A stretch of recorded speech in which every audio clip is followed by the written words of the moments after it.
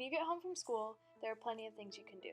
You can watch TV, you can play video games with your friends or siblings, you probably just sit around and listen to music just to kill time. Then you'll have dinner with your family.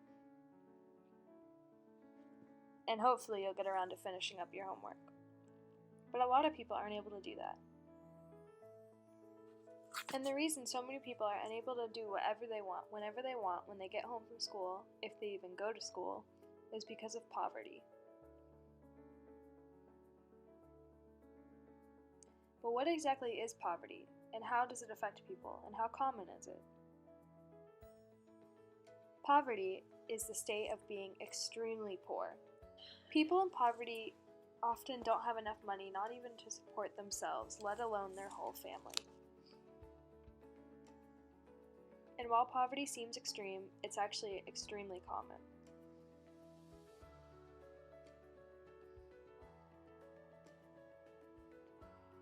But an important thing to remember is that poverty does not equal homelessness. There are plenty of people who have homes that are impoverished.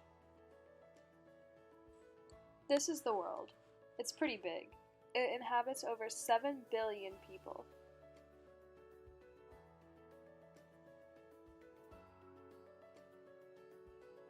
And of those 7 billion people, nearly half of them are living in poverty. That is over 3 billion people in the world living in poverty. Plenty of people in the world live on less than $2.50 a day.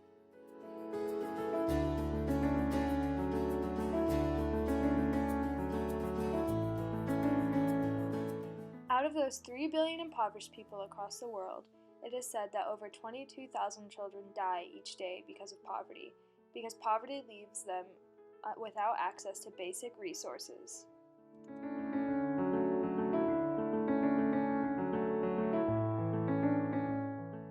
But not just children are left without resources.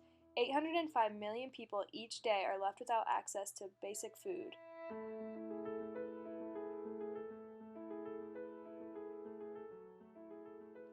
While 750 million people each day are left without access to clean water that can help them with hydration and basic hygiene.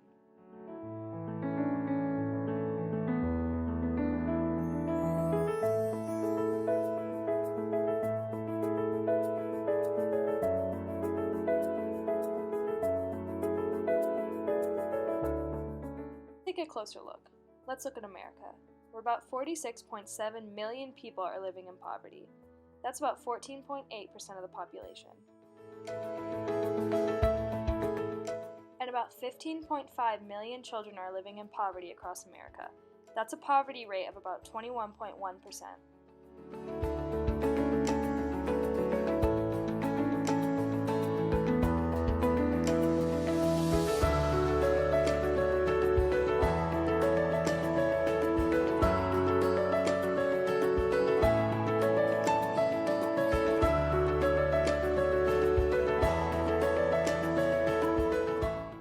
If I were to set the American population into 5 separate groups, it would be really clear to see how separation and discrimination contribute to poverty.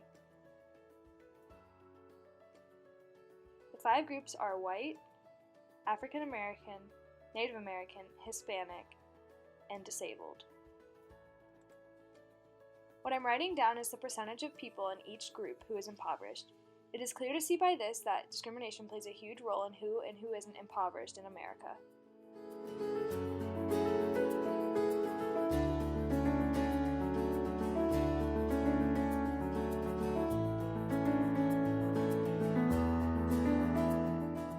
But let's take an even closer look. Let's look at our home state of Georgia, where 1.8 million people are living below the poverty line. According to statistics, about 1 in every 5 Georgia citizens is impoverished.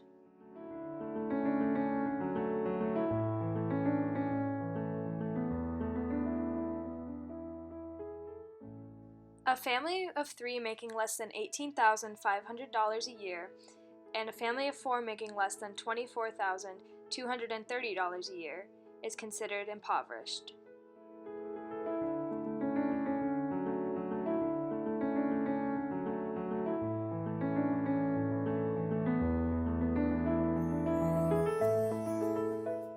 Between 2000 and 2011, Georgia's poverty rate increased by 159%.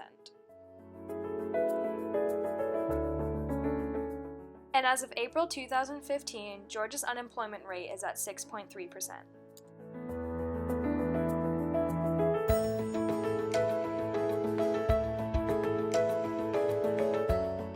More than 60,000 children in Georgia are living in poverty. About 15% of families in Georgia are living in poverty also, and 20% of families with children.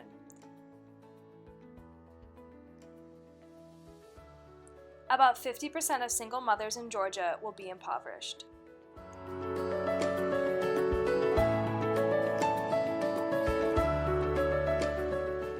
You don't have to be jobless to be impoverished. Many Georgia citizens still have a job but find it difficult to support for themselves and their families because Georgia only has a minimum wage of $5.15 per hour.